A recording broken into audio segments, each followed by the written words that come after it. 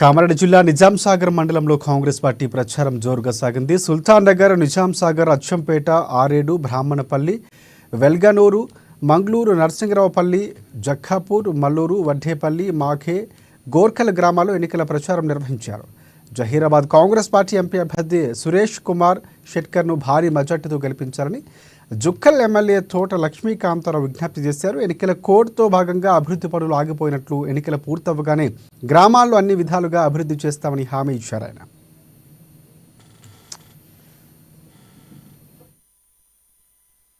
ఈ ప్రారంభం మాత్రమే. ఇక చాలా మూడుగానే చాలా అభివృద్ధి పనులు చేయడానికి సిద్ధంగా ఉన్నా.